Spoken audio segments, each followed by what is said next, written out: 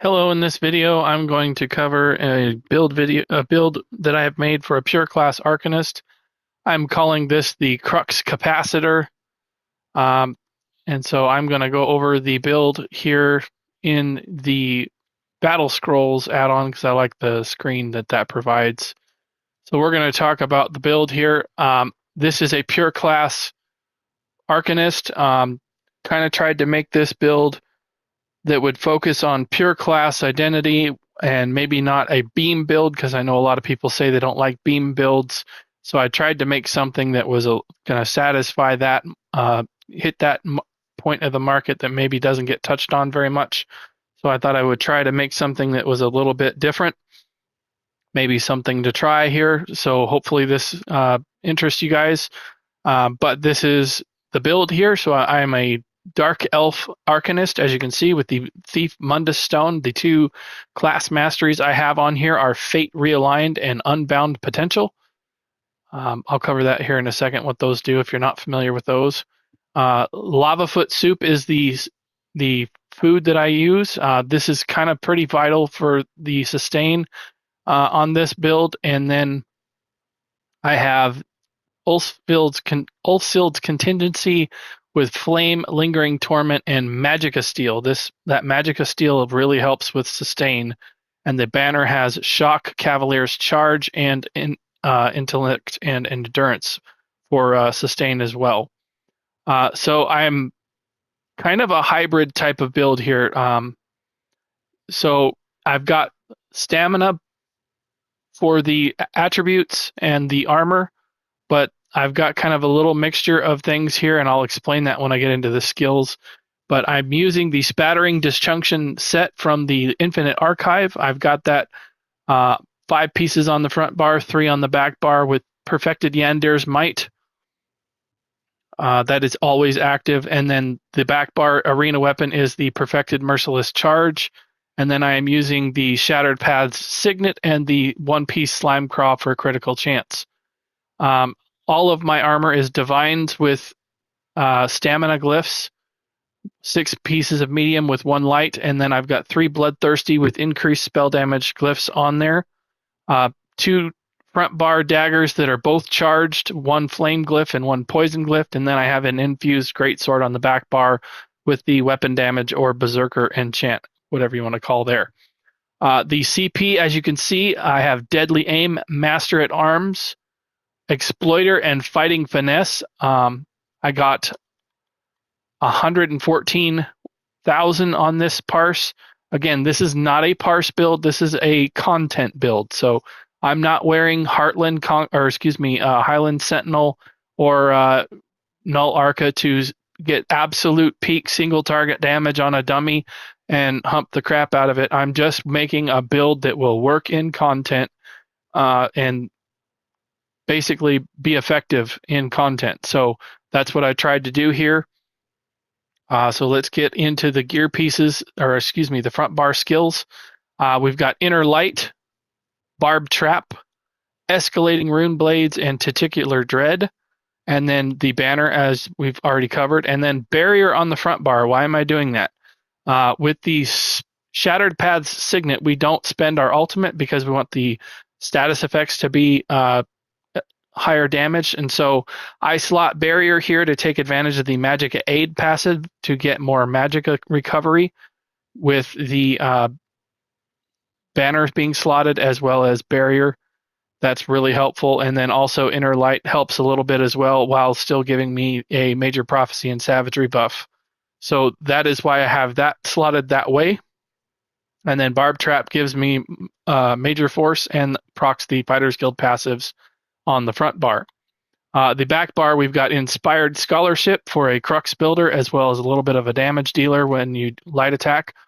And then we've got Ulfsild Contingency, Flame Damage, Lingering Torment, and Magickasteal. And then we have Carve and Stampede, both from the two-handed skill line, and then Banner once again. And then I just have Flawless Dawnbreaker on the back bar just for increased damage and to proc the Fighters Guild passives back here, because we already have Ulfsild Contingencies on the back bar, so I kind of figured we'll just keep the Fighters Guild active back there as well. That's a flex spot. You could put whatever you want back here. Honestly, I don't know that it's going to matter that much on the back bar, but in case you kill something, you want to get the ultimate, I would recommend at least putting something from the Fighters Guild back here, and that's where I put that. So we'll go down the line here for the gear pieces. Spattering Disjunction on the front bar daggers, both of them charged, one flame and one poisoned. And then we have the Perfected Merciless Charge, as you can see. The weapon damage glyph infused. And then this will increase your direct damage for 18 seconds when you fire off the Stampede skill. So you've got about 3 seconds or so to refire it again to keep up this buff. It's a really powerful arena weapon, but you do have to be careful with how you slam into things with this Stampede skill. So a little bit of a careful how you go about using it. Then we've got medium Slimecraw with the stamina glyph Divine's helmet or mask. Yandir's Might, Jack, Stamina Divines on the chest piece. Spattering Disjunction, medium Divines with a stamina glyph. Spattering Disjunction. This is the light piece of the gear setup here, so be mindful of that. I usually like to use a light piece on the waist because that is the smallest piece, and you can be more tanky if you build medium pieces elsewhere. So I try to make sure that my light piece is the belt if I can work it that way. Sometimes you can't. Sometimes both of your 5-piece sets are medium and you got to throw it on the helmet, and that is what it is. But if you can work it in as a light piece here, that would be my recommendation. Then you've got Spattering Disjunction, medium Divines with a stamina glyph on the gloves. Perfected Yandir's Might on the leg pieces with stamina glyph here, Divines. And then also Divine's Stamina, Yandir's Perfected shoes or boots. Then we have Yandir's on the jewelry, Perfected Yandir's amulet and ring, both bloodthirsty with the spell damage increase, and then Shattered Paths increased weapon damage, bloodthirsty as well. If you're not familiar with Yandir's, this comes from Kind's Aegis. If you want the perfected version, you will have to farm the trial on Veteran to get that. If you just farm it on normal, you'll be missing out on one line of weapon damage, as you can see there for the perfected line there. So, as I said, to cover the difference of skills here, the reason why I have this set up like I do, back out and go into my skill bar here. In most Magicka builds, when you try to use the Crux builder of the Escalating Runeblades and then beaming with it, it can be kind of hard to sustain on your build. And so what I tried to do here is to split the difference of the Runeblades and the Tentacular Dread so that it would be easier to sustain. So how I did that was I built it similar to a Stamina Arcanist, and it essentially is a Stamina Arcanist. The attributes are 64 into Stamina. My Stamina bar is larger, and I have a food that is giving me Stamina recovery.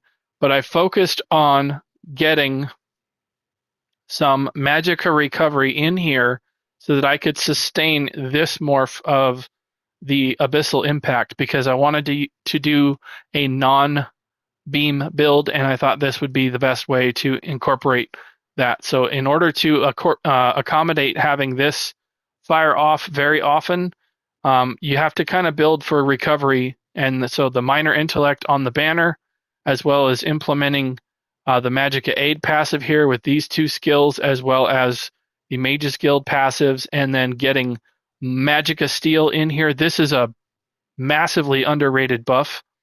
Whenever you do damage to an enemy, you can get 168 Magicka back every second.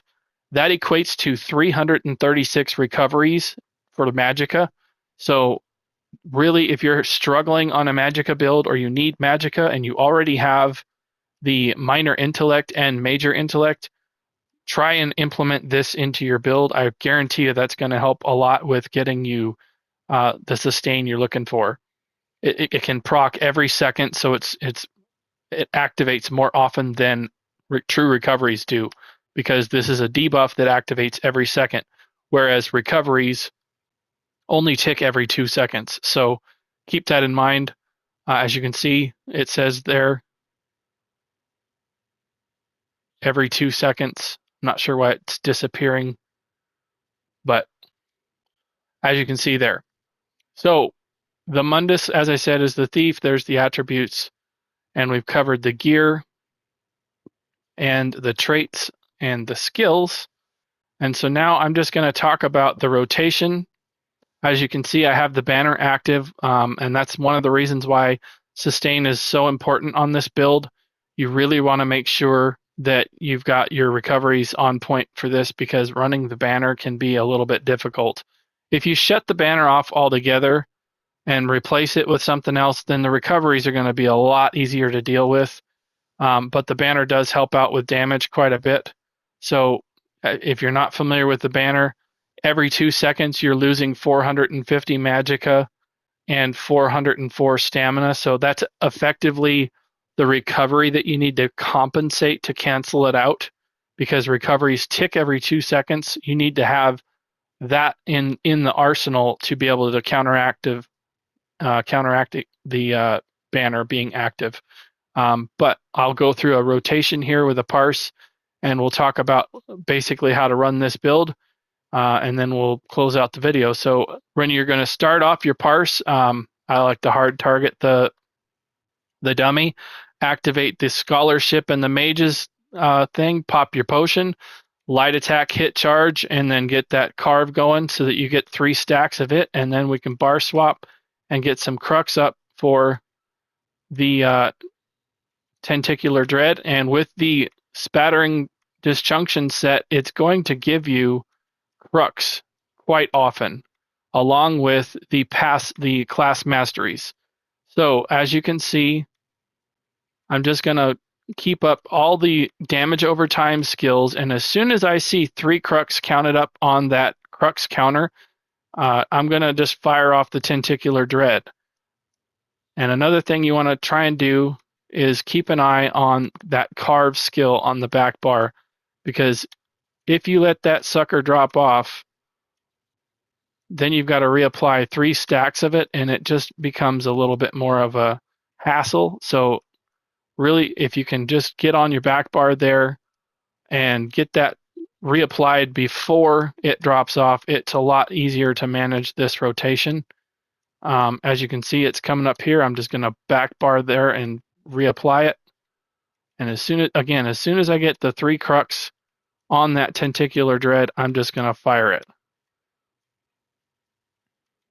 You're going to want to keep your potion up as well, because recoveries on this can be tricky if you're not on point with those.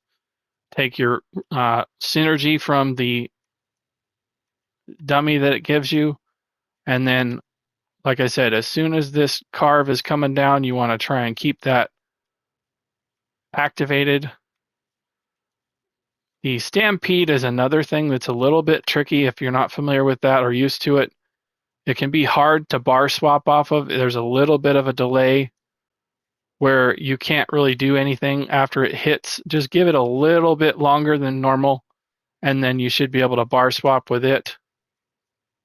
But as you can see, I'm talking through this rotation and getting up and over 112 damage on the parse here so far, and we're still not done with the parse. But the Spattering Disjunction set will give you a free status effect every time you deal damage with your Arcanist abilities, as well as give you a Crux. That's a update that they did to the set. Another trick I like to do for the back bar when I have to reapply things is, if I have 2 skills to reapply in addition to, or 1 more skill in addition to the Stampede, I like to hit the Stampede first and then hit whatever else I need to reapply back there, just so it's not the only thing. It's a little easier to bar swap up off of something else rather than Stampede.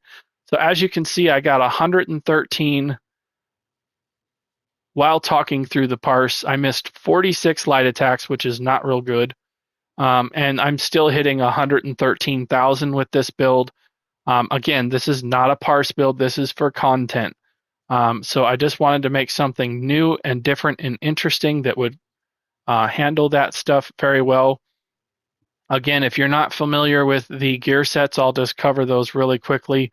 The Spattering Disjunction set from the Infinite Archive. If you haven't farmed this set, I will link a video that I did in the description. How I recommend farming those sets speeds it up for you quite a bit, making it so you can get these farmed down. There are a lot of pieces to them because it's one of those sets where you can make all 3 weights. And so there's a lot of pieces to get in order to get the transmute cost down. But whenever you deal damage with the Arcanist abilities, it applies 2 random status effects and it generates a Crux. And this can happen once every 7 seconds. And then dealing damage with a Herald of the Tome ability reduces the cooldown by a half second up to once every second. And then it also increases the damage done with your status effects by 40%. So this pairs really well with the Shattered Paths Signet Mythic because that is essentially buffing status effect damage. It also applies status effects with your light attacks.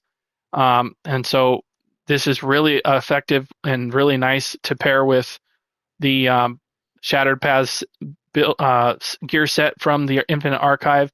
And then I went with Yandir's Might just to give some weapon damage here. I didn't heavy attack at all to take advantage of the Giant's Might or whatever it's called. The heavy attack will give you more weapon damage. It'll consume all of your stacks that you had before. I believe it's called Giant's Endurance, and then Giant's Might is the other one. That doesn't say it on this screen. It used to, but they've redone how that's said. But basically, all you have to do is do critical damage once every 5 seconds with Yandir's Might to get a stack of Giant's Endurance. The little yellow icon there, you can see I have 3 stacks there, 4 now, 5. There's maximum stacks, and it's going to drop off in 2, reset again. So as soon as you do a critical strike of any kind, it'll reset. And now it dropped off there. So that's a very easy set to keep up, and it is a very nice one because even if you just keep the 5 stacks of Giant's Endurance up, total with the perfected set, you're going to get 817 weapon and spell damage on your build. And so it is really nice to just get something that you're going to do anyway, which is critically strike, to just get some weapon damage. I looked into trying either the set from Dreadsail Reef, the Coral Rip Tide, but my stamina just wasn't staying below 50%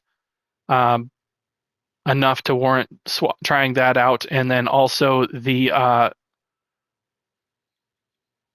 set from Rock Grove, the Bosses Mania, was also not dependable enough to be dipping down on that enough to get that done. So that is why I chose to go with the Yandir's Might set with this. So if you thought this build video was interesting or helpful, please consider liking the video and subscribing to my YouTube channel. I have a very large catalog of videos on my channel, and they are all organized by created playlists. If you're interested in other pure class builds, I have done every other class so far. This is my last one of the run. And so I just wanted to get this one out to kind of finish off that series of pure class content builds that were kind of more leaning into class identity. So thank you very much for watching, and I will see you in another video. Bye.